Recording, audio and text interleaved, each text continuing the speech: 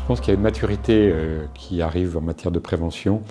On a parlé de beaucoup de choses, par exemple de l'importance de personnaliser la prévention, le dépistage, la cible, d'être en proximité, d'être le plus proche possible des gens, de sortir des injonctions un petit peu stérilisantes, d'être beaucoup plus dans cette approche où on va essayer d'aider les gens à faire ce qu'ils peuvent faire.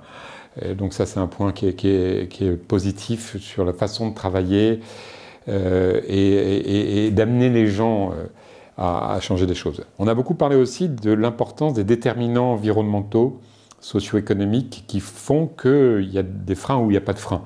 Et donc ça, c'est très important parce que c'est pas uniquement parce qu'on sait qu'on fait. Il faut aussi qu'on ait des facilités liées au contexte de vie, à l'environnement, voilà.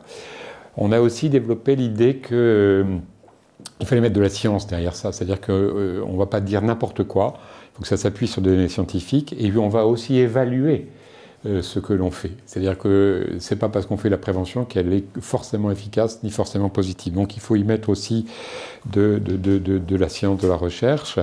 Et puis il a été dit à plusieurs reprises et insisté sur le fait qu'il faut former les gens et l'importance d'avoir des professions de la prévention, des métiers de la prévention, des médecins qui seraient des préventeurs ou des préventologues, mais pas que les médecins d'ailleurs. Il y a aussi d'autres professions qui sont amenées à être autour de la prévention.